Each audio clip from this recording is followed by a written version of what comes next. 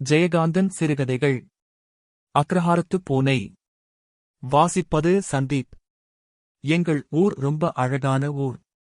எங்கள் அக்ரஹாரத் தெரு ரொம்ப அழகானது. எங்கள் அக்ரஹாரத்து மனிதர்களும் ரொம்ப அழகானவர்கள். அழகு என்றால் நீங்கள் என்னவென்று நினைத்துக் கொண்டிருக்கிறீர்களோ எனக்குத் தெரியாது. என்னை பொறுத்தவரை ஒன்றின் நினைவே சுகமளிக்கிறது என்றால் அது ரொம்ப அழகாகத்தான் இருக்க வேண்டும். 35 வருடங்களுக்கு முன்னால் அங்கே, அந்தத் தெருவில் ஓர் பழங்காலத்து வீட்டின் கர்ப்பக் கிருகம் மாதிரி இருளடைந்த அறையில் பிறந்து, அந்தத் தெருப்பொழுதியிலே விளையாடி, அந்த மனிதர்களின் அன்புக்கும் ஆத்திரத்துக்கும் ஆளாகி வளர்ந்து, இப்போது பிரிந்து, 25 வருடங்கள் ஆன பிறகும் அந்த நினைவுகள், அனுபவங்கள், நிகழ்ச்சிகள் யாவும் நினைப்பதற்கே சுகமாக இருக்கிறதென்றால், அவை யாவும் அழகான அனுபவங்களும் நினைவுகளும் தானே. நான் பார்த்த ஊரும் இவை என்றுமே புதிதாக இருந்திருக்க முடியாது என்று உறுதியான எண்ணத்தை அளிக்கின்ற அளவுக்கு பழசாகிப் போன அந்த அக்ரஹாரத்து வீடுகளும், இவர்கள் என்றைக்கும் புதுமையுற மாட்டார்கள் என்கிற மாதிரி தோற்றமளிக்கும் அங்கு வாழ்ந்த மனிதர்களும் இப்போதும் அப்படியேதான் இருக்கிறார்கள் என்று என்னால் நிச்சயமாகச் சொல்ல முடியாது. எனினும் அவர்கள் அப்படியே இருக்கிறார்கள் என்று நினைத்துக் கொள்வதிலே ஒரு அழகு இருக்கிறது, சுகம் இருக்கிறது. நான் இப்போது ரொம்பவும் வளர்ந்துவிட்டேன். ரொம்பவும் விஷயங்கள் தெரிந்து கொண்டு விட்டேன். என்னிடமிருந்த குறும்புத்தனங்கள் எவ்வளவோ நீங்கிவிட்டன.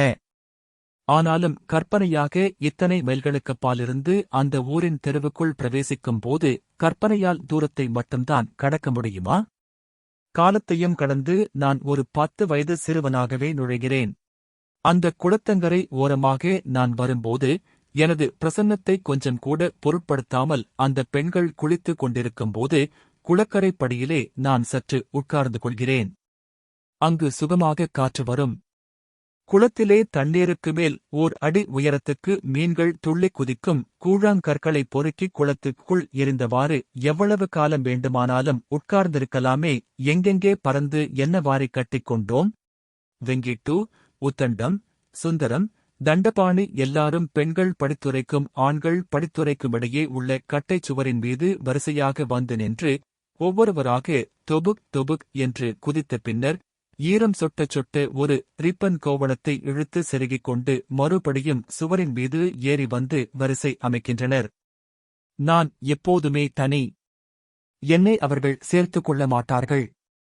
நான் துஷ்டனாம்.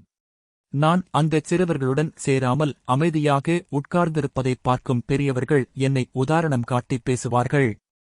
நான் விஷமம் செய்யாமல் தேமேனென்றிருக்கிறேனாம். நான் அடக்கமான பரிவிசான பையனாம். சி, பாவம்டா.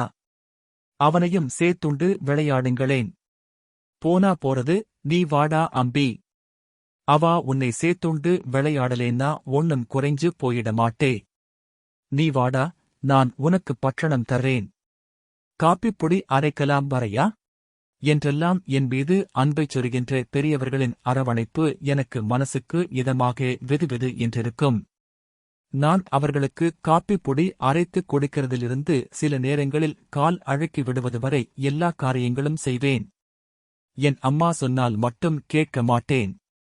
போ போ என்று ஓடுவேன். எனக்கு 10 வயசாகிறதுக்குள்ளேயே என் அம்மாவுக்கு 5 குழந்தைகள். தாயின் அன்போ அரவணைப்போ எனக்கு நினைவு கூட இல்லை. என் அம்மா என்னை கூப்பிடற பேரே ஏ கடன்காரா தான். ஊருக்கு, தெருவுக்கு, மற்றவர்களுக்கு பதிவுசாக தேமேனென்று தோற்றமளிக்கிற நான் வீட்டில் அவ்வளவு விவமங்கள் செய்வேன். என்ன விவமம்?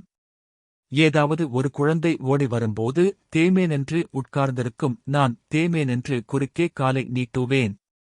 கீழே விழுந்து ஓ வென்று அழும் குழந்தைக்கு சில சமயங்களில் மோவாயிலிருந்தோ பல்லிலிருந்தோ இரத்தம் ஒழுகும். நான் தேமேனென்று உட்கார்ந்திருப்பேன். அந்தச் சனிகள் பேசத் தெரியாவிட்டாலும் அழுது கொண்டே கையை நீட்டிச் சாடை காட்டி தான் விழுந்ததுக்கு நான் தான் காரணம் என்று எப்படியோ சொல்லிக் காட்டிக் கொடுத்து விடுங்கள். கடன்காரா, செய்யறதையும் செய்துட்டு பூனை மாதிரி உட்கார்ந்திருக்கியா என்று அம்மா வந்துழுதியில் அறைவாள். அரைந்துவிட்டு கையெல்லாம் எரியறது. எருமை மாடே என்று நொந்து கொண்டு விரட்டுவாள். ஏண்டி அவனை அடிக்கரே? பாவம், அவன் தேமேன்னு தானே இருக்கான் என்று யாராவது அடுத்த வீட்டு எதிர் வீட்டு மாமி வந்து அவள் வந்த பிறகு அழ ஆரம்பித்து என்னை சமாதானப்படுத்தி அழைத்துக் கொண்டு போவார்கள். பட்சணம் கிடைத்த பிறகு நான் சமாதானம் அடைவேன். ஆனாலும் அங்கேயும் தேமேனென்று இருந்து கொண்டே ஏதாவது செய்துவிடுவேன். எப்படியோ பழையிலிருந்து மட்டும் தப்பித்துக் கொள்வேன். காப்பிப் பொடி அரைக்கிற விவில்லே மண்ணைக் கொட்டி அரைக்கிறது. திடீர்னு, மாமி, இங்கே வந்து பாருங்கோ, யாரோ விவில்லே மண்ணப் போட்டு அரைச்சிருக்கான்னு கத்துவேன். வேற யாரு? எங்காத்து கடன்காரனாத்தான் இருக்கும் என்று அவர்கள் வீட்டு கடன்காரனை தேடிப் பிடித்து 4.5 வாங்கி வைத்து பார்த்தால்தான் ஒரு சந்தோவம், ஒரு நிம்மதி. என் அம்மா மட்டும் என்மேல் அனுதாபம் காட்டுகிற மாமிகளை எச்சரித்துக் கொண்டே இருப்பாள். அவனை நம்பாதீங்கோ. பார்த்தா மொசு மொசுன்னு பூனை மாதிரி இருந்துண்டு உடம்பே வெவும். என்னமோ சொல்லுவாளே, பூனை செய்யறதெல்லாம் வெவுமாம். அடிச்சா பாவம்னு அந்த மாதிரி. அதைக் கேட்டு, ஏண்டா அப்படியா என்று அந்த மாமி என்னை பார்ப்பாள். நான் தேமேனென்று அவளைப் பார்ப்பேன். சி, பொடி, என்னத்துக்கு குழந்தையே இப்படி கரிச்சு குட்டரே, நீ வாடா என்கிற அந்த அணைப்பும் அன்பும் எவ்வளவு இதமாக சுகமாக இருக்கும். ஆனால் அந்த அனுதாபம் காட்டுகிற அவர்களுக்குக் கூட நான் உண்மையாக வெள்ளையாக இல்லை என்பது எனக்கல்லவா தெரியும். சரி, நான் என்ன சொல்லிக் கொண்டிருக்கிறேன்? அந்த அக்ரஹாரத்து பூனையப் பத்தி சொல்ல வந்து. அக்ரஹாரத்து மனுஷாளை பத்தியும் என்னை பத்தியும் நான் சொல்லிண்டு இருக்கேன். 25 வருவத்துக்கு முன்னே 10 வயசு வரைக்கும் வாழ்ந்திருந்த ஒரு கிராமத்தையும் ஒரு அக்ரஹாரத்தையும் அதிலே வாழ்ந்த மனுஷாளையும் பத்தி இன்னும் எவ்வளவு நாளைக்கு வேணும்னாலும் என்னால் சொல்லிக் கொண்டே இருக்க முடியும். எனக்கு அலுக்காது, சலிக்காது. பார்க்கப் போனா நான் சொல்லிக்கொண்டு, பேசிக்கொண்டு, எழுதிக்கொண்டு இருக்கிற எல்லாமே ஒரு ஊரை, ஒரு தெருவைச் சேர்ந்தவாளைப் பத்திதான். மீனா, ருக்கு, பட்டு, லலிதா, கிளரிப்பாட்டி, ஆனந்த சர்மா, வைத்தா, ராகவையர், கணபதி ஐயர், சங்கர சர்மா இவர்கள் எல்லோருக்குமே ஒருத்தருக்கு தெரியும். இவா அப்ப இருந்தது. இப்ப எப்படி இருப்பான்னு நான் இப்ப கற்பனை பண்றது. இவர்களிலே சில பேர் எக்கச்சக்கமா பட்டணத்தின் மெர்க்குரிலைட் வெளிச்சத்திலே என்னிடம் வந்து சிக்கிக் கொண்டது. காலத்தினுடைய அடிகளினாலே இவர்கள் வளைஞ்சு போனது, உடைஞ்சு போனது, அடிபடாமல் ஒதுங்கி ஓடிப்போனது. அடிபட்டும் ஒண்ணுமில்லையென்னு உடம்பு தொடச்சு விட்டுண்டது. எங்கேயோ பட்ட அடிக்கு எங்கேயோ போய் முட்டிண்டது. சமயத்திலே என்னண்டையே வந்து முட்டிக்கொண்டு குட்டு வாங்கிக் கொண்டது. இதைப் பத்தியெல்லாம் எழுதுறதிலே எனக்கு சலிப்பே கிடையாது, அலுப்பே கிடையாது. எனக்கு அவா மேலே அப்படி ஒரு பிரேமை. அவா சம்பந்தப்பட்ட எல்லாமே எனக்கு ரொம்ப ஒத்தி. ஆனால் அவர்களே சிலருக்கு இதுவே அலுத்துப் போச்சு போலே இருக்கு. மாம், பயமா இருக்கு போலே இருக்கு. என்னமோ சங்கடப்பட்டுக்கரா என்ன சார், அக்ரஹாரத்து மனுவாளைப் பத்தியே எழுதிண்டுன்னு. நான் என்ன பண்ணுவேன்? எனக்கு தெரிஞ்சதைத்தானே எழுதுவேன். சரி, இந்த தடவை ஒரு மாற்றத்துக்கு அந்த அக்ரஹாரத்து மனுஷாலை விட்டுட்டு எனக்கு தெரிஞ்ச ஒரு பூனையைப் பற்றி எழுதப் போறேன். பூனைகளுக்கு நிச்சயமாய் அலுப்போ சலிப்போ பயமோ சங்கடமோ வராது. பூனைகள் கதை படிக்கிறதோ கதை திருடறதோ இல்லை. பூனைகளை பார்த்தா நம் கண்ணுக்குத்தான் ஆஷாட போதே மாதிரி இருக்குமே தவிர பாவம், அதுகளுக்கு அந்த மாதிரி குணமெல்லாம் நிச்சயம் கிடையாது. எனக்கு பூனைகளைக் கண்டால் கொஞ்சம் கூட பிடிக்கிறது இல்லை. ஒரு அவர்வுன். சாதாரணமா எனக்கு எந்தச் செல்ல பிராணிகளையும் பிடிக்காது. அருவருப்பாயிருக்கும். சிங்கம், புலி இதெல்லாம் ரொம்ப பிடிக்கும். அதையெல்லாம் பார்த்ததில்லையல்லவா, அதனாலே பிடிக்கும். பார்த்து பழகிட்டா எதுவுமே பிடிக்காமல் போறது மனுஷ இயல்புதானே. அதுவும் பூனை, நாய், பெருச்சாளி இதையெல்லாம் யாருக்குத்தான் பிடிக்கும்? யாருக்குமே பெருச்சாளி பிடிக்காது. அப்போவெல்லாம் எனக்கு பொழுதுபோக்கே கொலை பண்றதுதான். தேமேன்னு உட்கார்ந்துண்டு ஒரு கட்டெரும்பை பிடிச்சு 2 காலை கிள்ளிட்டு அது ஆடற நடனத்தை ரசிக்கிறது. ஒரு குச்சியாலே அதன் நடுமுதுகிலே அழுத்திக் குத்தி அது 2ஆக்கி அந்த 2 துண்டும் எப்படி துடிக்கிறதுன்னு ஆராயறது. பல்லிய அடிச்சு வால் துடிக்கிறதே பாக்கறது. தும்பிய பிடிச்சு வாலிலே நூல் கட்டி சங்கீதம் பாட வைக்கிறது. மரவட்டை, வளையல் பூச்சி, ஓணான் இதுக்கெல்லாம் அந்தக் காலத்திலே நான் ஒரு யமகிங்கரன். எங்க தெருவிலே நுழையற எந்த நாயும் என்னை பார்த்துட்டா அதுக்கப்புறம் தைரியமா முன்னேறி வராது. அப்படியே வாபஸ்தான். ஜெயா மாமி வீட்டுத் திண்ணையில் நான் பாட்டுக்கு தேமேன்னு உட்கார்ந்திருக்கேன். பக்கத்துலே ஒரு குவியல் கருங்கல். நானே செலக்ட் பண்ணி பொறுக்கு சேர்த்து வச்சது. அதோ தூரத்திலே ஒரு நாய் வருது. இதுக்கு முன்னேயே ஒரு தடவை அதை முழு காலிலே ஓட வச்சிருக்கேன். உடனே நான் தூணிலே மறையறேன். அடிக்கிறவனுக்கே இவ்வளவு உவார் உணர்ச்சி இருந்தா அடிபடுகிற அதுக்கு இருக்காதா? 2 காதையும் குத்திட்டு நிமிர்த்திண்டு சட்டுனு என்னை பார்த்தொடுத்து, டேய், அடிப்பியா? நான் பாட்டுக்குப் போயிடறேண்டா என்பது போல் ஒரு பார்வை. நான் உடனே அதை பார்க்காத மாதிரி முகத்தை திருப்பிண்டுடறேன். அதுக்கு கொஞ்சம் தைரியம். அந்த எதிர் வீட்டு வரிசை ஜமா 2 பின்னங்காலுக்கும் நடுவிலே வாலை எடுக்கெண்டு என் மேலே வச்சு கண்ணை எடுக்காமலேயே நகர்ந்து வரது. என் கையெல்லாம் பரபரக்கிறது. பல்லை கடிச்சுண்டு என்னை அடக்கிக்கிறேன். இதோ அது எனக்கு நேரே வந்துட்டது. சீ, அந்த வேகமெல்லாம் இப்ப வராது. நான் என்ன பண்ணினேன்னு யாருக்கும் தெரியாது. தெருவையே கூட்டற மாதிரி கத்திண்டு என்ன ஓட்டம் ஓடுறது அது. தலையிலே குறி வச்சாதான் காலிலே படும். பட்டுடுத்து. நான் தேமேன்னு உட்கார்ந்திருக்கேன். சத்தம் கேட்டு ஜெயா மாமி உள்ளேருந்து வரா. சடக்னு திண்ணையிலிருந்து கல்லையெல்லாம் கீழே தள்ளிடறேன். ஏண்டா, நாயை யாரு அடிச்சது? ஐயையோ, நான் இல்லை மாமி. சரி, யாரையாவது கூப்பிடு. வெந்நீர் உள்ளே ஒரு பெருச்சாளி வெளியே போக முடியாம நிக்கிறது. யாரையாவது கூப்பிடுடா அம்பி. அவ்வளவுதான். ஒரு விறகு கட்டையை தூக்கிண்டு நான் போறேன். மாமி கத்தரா, வேண்டாண்டா, வேற யாரையாவது கூப்பிடு. அது உன் மேலே பாஞ்சுடும். வெந்நீர் உள் மூலையிலே அதை கார்னர் பண்ணிட்டேன் நான். பெருச்சாளி தலையை தூக்கி என்னை பார்த்து சீரிண்டு நிக்கிறது. தலையை குறிபார்த்து நச்சுன்னு ஒரு அடி. சனியன். தன்னையே பிரதட்சணம் பண்ணிக்கிற மாதிரி சுத்தி சுத்தி வெந்நீருள் பூரா ரத்தம் கக்கிச் செத்துடுத்து. ஜெயா மாமி பயந்துட்டாள். நானும் பயந்த மாதிரி மாமி மாமி ன்னு கத்தினேன். ஜெயா மாமி ஓடி வந்து என்னை கட்டிப் பிடிச்சிண்டா. நோக்கு, இந்த வேலை வேண்டாம்னு சொன்னேனோன்னா. கருமத்தை பார்க்காதே. வா. ராக்காய் வந்தால் கழுவிவிடச் சொல்லலாமு. பயந்து நின்னுண்டிருக்கிற என்னை ஆதரவா ஜெயா மாமி அணைச்சிக்கிறாள். பெரியவா அணைச்சுண்டா என்ன சுகமா இருக்கு. அந்தப் பெருச்சாளி என்னை பார்த்து சீரலைன்னா எனக்கு அவ்வளவு கோபம் வந்திருக்காது. அது மட்டும் என்னை பார்த்துச் சீரிட்டு தப்பிச்சும் போயிருந்தால் நான் அழுதிருப்பேன். கொலை செய்யறதைத் தவிர இன்னொரு பொழுதுபோக்கும் எனக்கு உண்டு. அது என்னன்னா, கொலை பண்றதையும் கூறு போட்டு விக்கிறதையும் வேடிக்கை பார்க்கறது. அந்த அக்ரஹாரத்து கடைசியிலே ஒரு திடல் உண்டு.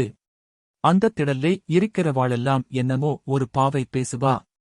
ஆட, மாடு, கோழி எல்லாம் வச்சிருப்பா. அங்கே ஒரு கடா மீசைக்காரன் இருப்பான். வெங்கிட்டு, சுந்தரம், உத்தண்டம் இவங்களுக்கெல்லாம் அவனைக் கண்டாலே டபிள்ஸ் தான். எனக்கு அவனைக் கண்டா பயமே கிடையாது. அவன் எப்போடா நம்ம தெரு வழியா வருவான்னு காத்துண்டே இருப்பேன். அவன் சாயங்காலம் 4 மணிக்கு எங்க தெரு வழியா அந்த திடலுக்கு திரும்பிப் போவான். நான் அவனையே பார்த்துண்டிருப்பேன். அவன் மீசை எனக்கு ரொம்ப பிடிக்கும். ஒரு துருப்பிடிச்ச கருப்பு சைக்கிளிலே அவன் வருவான். அந்த சைக்கிளிலே அவனை பார்த்தா ஆடு மேலே ஒரு ஆள் உட்கார்ந்து சவாரி பண்றாப்பலே இருக்கும். சைக்கிள் ஹாண்ட் பார்லே ஒரு காக்கிப்பை இருக்கும். அதுலே இரத்தக்கரையா இருக்கும். ஈ மொய்க்கும். அது உள்ளே இருக்கிற கத்தியோட பிடி மட்டும் தெரியும். நான் பெரியவனான புறம் அவனை மாதிரியே மீசை வச்சுண்டூடுவேன். இன்னும் பெரிய கத்தியா வெச்சுக்குவேன். யாரானும் சண்டைக்கு வந்தால் வெட்டிடுவேன். பெரியவனானால் நிச்சயமா மனுஷாளையும் வெட்டுவேன். என்னைக் கண்டு எல்லோரும் பயப்படணும். இல்லாட்டா கத்தியாலே வெட்டுவேன். நான் என்ன சொல்லிக் கொண்டிருக்கிறேன்? அக்ரஹாரத்து பூனையை பத்தியல்லவா சொல்ல வந்தேன். பரவாயில்லை. பூனையை பத்தி சொல்ல இடம் வந்தாச்சு. சொல்லிடறேன். எங்க அக்ரஹாரத்திலே ஒரு பூனையும் உண்டு. ரொம்ப நொட்டோரியஸ், பூனைன்னா ஒரு சின்ன புலி மாதிரி இருக்கும். உடம்பெல்லாம் வரி வரியா இருக்கும். இந்தச் சனியனுக்கு அக்ரஹாரத்திலே என்ன வச்சிருக்கோ? பூனை மாமிச பட்சிணிதானே. அது மாமிசம் கிடைக்கிற இடத்தையெல்லாம் விட்டுட்டு இந்த அக்ரஹாரத்திலே இருக்கு. அதனாலே இந்த அக்ரஹாரத்து பூனை கம்பல்சரியா சைவ பூனை ஆயிடுத்து. எனக்கும் அதுக்கும் ஓர் ஒத்துமை உண்டு. நானும் தேமேன்னு இருப்பேன். அதுவும் தேமேன்னு இருக்கும். நானும் விவமம் பண்ணுவேன். அதுவும் விஷமம் பண்ணும். நானும் எல்லாராத்திலேயும் போய் விவமம் பண்ணுவேன். அதுவும் எல்லார் ஆத்திலேயும் போய் விவமம் பண்ணும். ஒருநாள் ஜெயாமாமி ஜன்னு அலறிண்டு சபிச்சா. இந்தக் கட்டேல போற பூனை ஒரு படி பாலையும் சாச்சு குட்டிடுத்தே. அந்தப் பெருச்சாளியை அடிச்ச மாதிரி இதை யாராவது அடிச்சு கொன்னா கூட தேவலை ஊஞ்சல்லே படுத்துண்டு விசிறிண்டிருந்த மாமா சொன்னார், வாய அமம்புடி. பாவம் பாவம். பூனையைக் கொல்றதுன்னு நினைச்சாலே மகாபாவம். நான் தேமேன்னு நின்னுண்டு கேட்டோண்டிருந்தேன். பெருச்சாளியை அடிச்ச மாதிரி பூனையை அடிக்க முடியாதுன்னு எனக்குத் தெரியும். பெருச்சாளி சிரித்தே, ஆனா பூனை பாஞ்சு குதறிப்பிடும் குதறி. பூனை முதல்லே பயப்படும், கத்து ஓட பார்க்கும், ஒன்னும் வழியில்லேன்னா ஸ்ட்ரெயிட் அட்டாக்தான். எனக்கு ஞாபகம் இல்லாத வயசிலே ஒரு பூனை என் வயத்தை கீறின வடு இப்பவும் அரைஞான் கட்டற இடத்துலே நீளமா இருக்கே.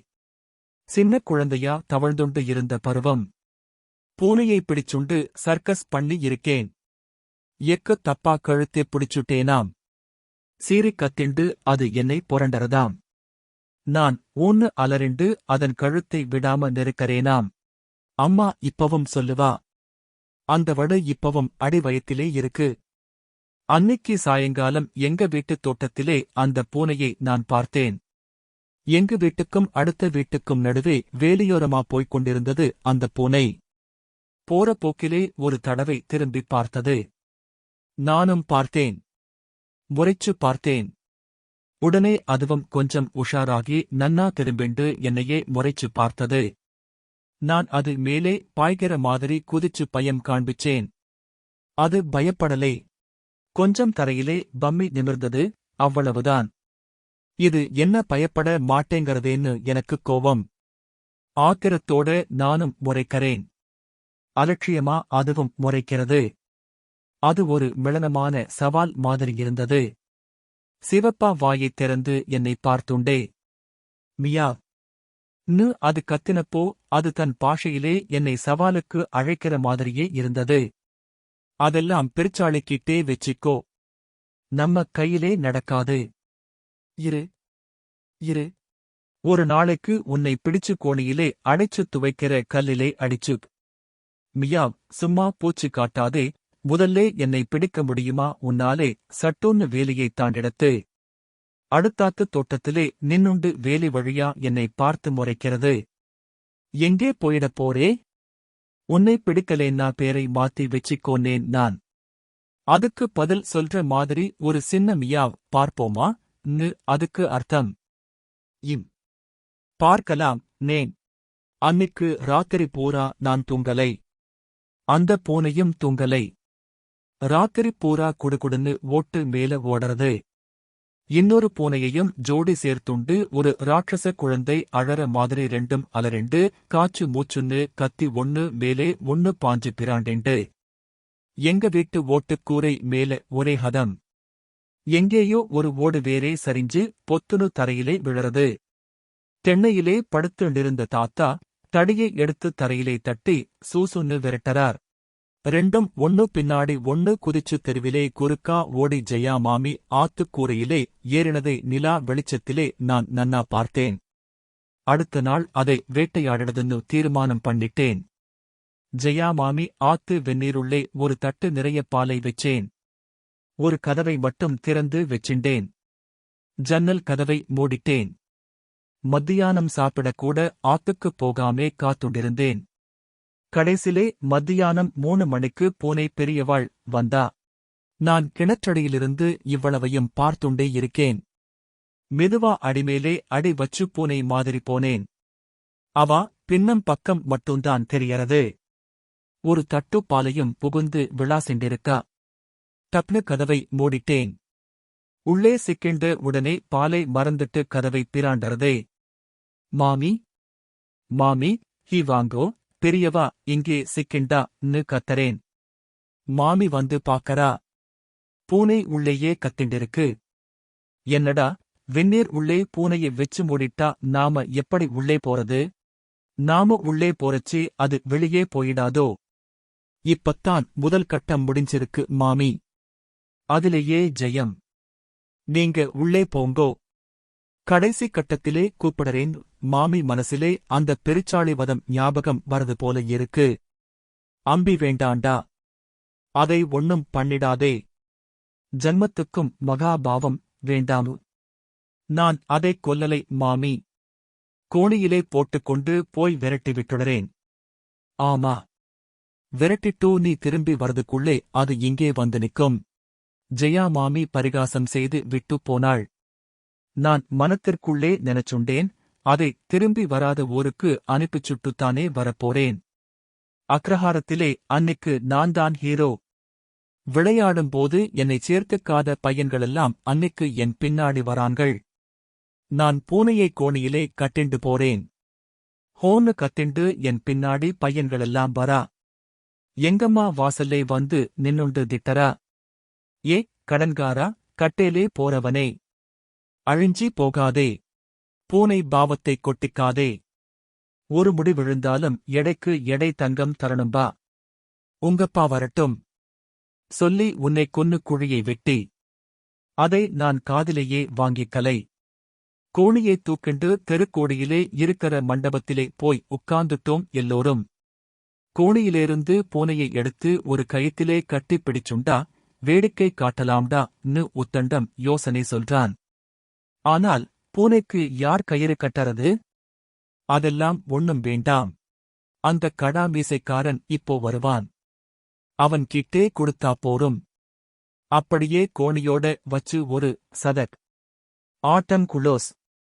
அவன் கிட்டே நீதான் கேட்கணும் என்று அவன் வருவதற்கு முன்னாடியே பயப்பட ஆரம்பிச்சுட்டான் சுந்தரம்.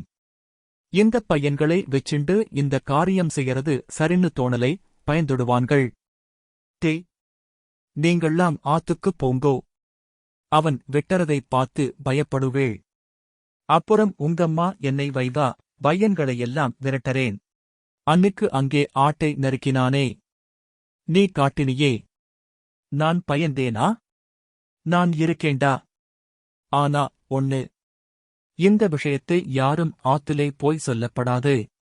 சத்தியம் பண்ணுங்கோ கேட்டேன். சத்தியமா சொல்ல மாட்டோம். எல்லோரும் சேர்ந்து ஒரு கோரஸ். கடா பீசைக்காரனை நாங்களெல்லாம் எதிர்பார்த்துண்டிருக்கோம். கடைசியிலே சாயங்காலம் 4 மணிக்கு ஆட்டு மேலே உட்கார்ந்து ஆள் சவாரி பண்ற மாதிரி தெருக்கோடியிலே அவன் வரது தெரியறது. பையன்களெல்லாம் மண்டபத்திலே ஆளுக்கொரு தூண் பின்னாலே ஒளிஞ்சிண்டான்க. நாங்கெல்லாம் இங்கேயே இருக்கோம். நீ போய் கேளுடா என்னை தள்ளி விட்டான்கள். எனக்கென்ன பயம்? கடா மீசைக்காரன் கிட்டக்கே வந்துட்டான். நான் ஒரு குட் மார்னிங் வச்சேன். அவனும் எனக்கு ஒரு சலாம் போட்டானே. அவன் என் பக்கத்திலே வந்து 2 காலையும் தரையிலே ஊனிண்டு சைக்கிளிலிருந்து எழுந்திருக்காமலே நிற்கிறான். அம்மாடி, அவன் எவ்வளவு உசரம்! நான் அவனை அண்ணாந்து பார்த்துச் சொல்றேன். ஒரு சின்ன உதவி. அதென்ன கோணியிலே? அவன் குரல் கிருஷ்ண லீலாவிலே வர்ற கம்சன் குரல் மாதிரி இருந்தது. பூனை ரொம்ப லூட்டி அடிக்கிறது. அதுக்காக அதை கொன்னுடறதுக்காக பிடிச்சுண்டு வந்திருக்கேன். நீயேவா பிடிச்சே? நான் பெருமையா தலையை ஆட்டறேன். அவன் மண்டபத்திலே ஒளிஞ்சிண்டிருக்கிற பையன்களையெல்லாம் ஒரு தரம் பார்க்கறான். என்னையும் பார்க்கறான். நான் அந்த காக்கிப்பைக்குள்ளே இருக்கிற கத்தியோட பிடியையே பார்க்கறேன். வெட்டறதுக்கு கத்தி வேணுமா அவன் என்னை பார்த்து கேட்கிறான். ஓஹிம், நீங்கதானே ஆடெல்லாம் வெட்டுவேள். அதனாலே நீங்களே இதை வெட்டணும். ஓன்னு யோசிச்சுண்டே அந்த கத்தியை எடுக்கறான். பெரிய கத்தி. விளிம்பிலே கட்டை விரலை வெச்சுக்கூர் பார்த்துண்டே அவன் சொல்றான். பூனையை இதுவரைக்கும் நான் வெட்டினதே இல்லை. ஏன்னா நாங்க பூனையைச் சாப்பிடறதுமில்லை. நான் வெட்டித் தரேன். நீங்க சாப்பிடுவீங்களா? உவ்வே. வெட்டிக் குழியிலே புதைச்சுடலாம். அப்பத்தான் பாவம் இல்லை. நான் எதுக்கு ஆட்டை வெட்டறேன்? எல்லாரும் அதை தின்றாங்க, அவங்க சாப்பிடலேன்னா நான் வெட்டவும் மாட்டேன். நான் ஆடு வெட்டறப்ப நீ பார்த்திருக்கிறியா? ஓ, பார்த்திருக்கேனே. நீங்க ஏதோ மந்திரம் சொல்லி வெட்டுவீங்க, அதே மந்திரத்தைச் சொல்லி எதையும் வெட்டுங்க, அப்போ பாவமில்லே. மந்திரம் சொல்றது அதுக்கில்லே தம்பி. ஒரு தொழிலை ஆரம்பிக்கறப்ப ஆண்டவனை தொழுவறது இல்லையா? அதுதான். வெட்டறது விளையாட்டு இல்லை தம்பி. அதுதான் என் குடும்பத்துக்கெல்லாம் கஞ்சி ஊத்தற தொழில். அதுக்காக உங்கிட்டே காசு கீசு கேக்கலே. நான் வெட்டறேன். யாராவது சாப்பிட்டா சரி. எதையும் வீணாக்கக் கூடாது. வீணாக்கினா அது கொலை, அது பாவம். என்னா சொல்றே? இன்னைக்கு மட்டும் ஒரு தடவை விளையாட்டுக்காக இந்த பூனையை வெட்டுங்களேன். அவன் லேசா சிரிச்சு, என் மோவாயை நிமிர்த்தி, கையிலே ஏந்திண்டே சொன்னான். அவன் விரல் எல்லாம் பிசுபிசுன்னு இருந்ததில், விளையாட்டுக்கு கொலை பண்ணச் சொல்றியா? ச்சே. விளையாட்டுக்கு வெட்ட ஆரம்பிச்சா, கத்தி பூனையோட நிக்காது தம்பி. நான் உன்னை கேக்கறேன். விளையாட்டுக்கு உன்னை வெட்டினா என்ன? எனக்கு உடல் வெடவெடக்கிறது. அந்த பூனை விவமம் பண்றதே? நீ விவமம் பண்றது இல்லையா? பூனைன்னா விவமம் பண்ணும். விவமம் பண்ணாதான் பூனைன்னு பேரு. அதே மாதிரி நீயும் விவமம் பண்ணுவே. சின்ன பிள்ளைங்கன்னா விவமம் பண்ணும்தான். பூனையும் விவமம் பண்ணட்டுமே. வீட்டிலே அடுப்பங்கரையை பூட்டி வைக்கச் சொல்லுன்னு சொல்லிண்டே என் கையிலே இருந்த கோணியை பிரிச்சு உதறினான். ஒரே ஜம்ப். திரும்பிப் பார்க்காமே ஓடிட்டூது பூனை. பையன்களெல்லாம் சிரிச்சாங்க, கடா மீசைக்காரனும் சிரிச்சான். நானும் சிரிச்சேன். அன்னிக்கு ராத்திரியெல்லாம் நான் அழுதேன். பூனை தப்பிச்சு போயிடுத்தேன்னு இல்லை. நான் விளையாட்டா கொலை செஞ்ச வளையல் பூச்சி, மரவட்டை, தும்பி, ஓணான், பெருச்சாளி, பாவம். அந்த நாய். எல்லாத்தையும் நினைச்சுண்டு அழுதேன். நான் இப்ப அந்த அக்ரஹாரத்திலே இல்லை. இப்பவும் அந்த அக்ரஹாரத்திலே அந்த மாதிரி ஒரு பூனை இருக்கும். இல்லையா? இந்த வாசிப்பை கேட்டதற்கு நன்றி.